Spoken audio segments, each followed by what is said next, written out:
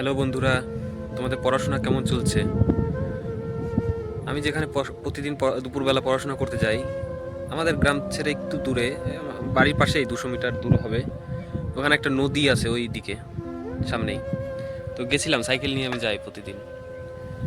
তো আজকে গিয়ে দেখলাম অনেক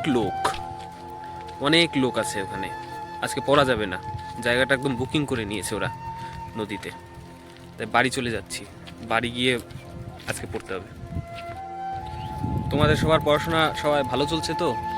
পড়াশোনা করো, আবগারির ভ্যাকান্সি বেরোবে, আবগারি এসআই বেরোবে। আবগারিতে কিন্তু এবার নিতে হবে একটা ভ্যাকান্সির সিট। এবার যার যেসব জায়গায় দুর্বলতা ছিল সেই দুর্বলতাগুলোকে সবাই ঠিক করো, আর ভালো করে পড়ো।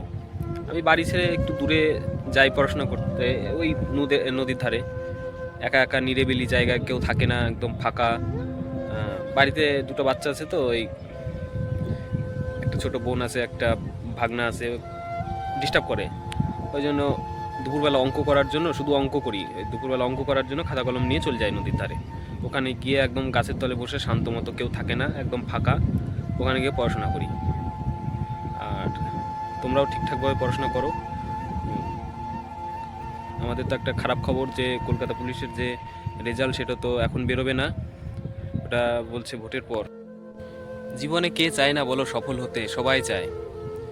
কিন্তু সফল হতে গেলে শুধু কি পরিশ্রম? ভাগ্যও সাথ লাগে, পরিশ্রম। পরিশ্রমের সঙ্গে সাফল্য পেতে গেলে পরিশ্রমের সঙ্গে ভাগ্যটা খুব একটা জরুরি। যারা শুধু পরিশ্রম করে যে ভাগ্য সাথ দেয় না, তারা ফেল করেই যায় বারবার, বিভিন্ন কাজে। শুধু পড়াশোনা না, অনেক কাজে সবার কপাল তো সবসময় ঠিকঠাকভাবে চলে না। যেমন হার্দিক পান্ডিয়ার উদাহরণ যদি দিই, হার্দিক পান্ডিয়াকে কিছুদিন খেলতে পারেনি, ছাপড়ি ছাপড়ি বলে গালাগালি করতো। আবার যেই খেলতে পারলো কিছুদিন পর, ভালো, হার্দিক পান্ডিয়া সেরা অলরাউন্ডার। এ তো দুনিয়াটা এভাবেই চলছে। আমি ব্যর্থ হয়েছি, তুই পড়াশোনা করিসনি, ফাঁকি দিয়েছিস, তোর বন্ধুগুলো পেয়ে যাচ্ছে, কি করিস তুই, মানুষকে দেখাস শুধু, এই সব কথা শুনতে হচ্ছে। অপমান করো না, সময় সবারই একদিন আসবে। পরিশ্রম আমরাও করেছি, কিন্তু সাফল্য শুধু পরিশ্রমে হয় না, ভাগ্যও সাথ দিতে হয়। যাই হোক, কিছু বলবো না। যারা যারা যেগুলো বলছো সব মাথায় গাঁথা আছে, অপমান করো। আর আজকে থেকে ডাব্লিউপির ইন্টারভিউ শুরু, যারা ইন্টারভিউ দিবে ভালোভাবে দাও, নিজের বেস্টটাকে দাও। আর সফল হলে ভালো, আর সফল না হলে তোমাদের পরে আবার পরিশ্রম করতে হবে, মেহনত করতে হবে।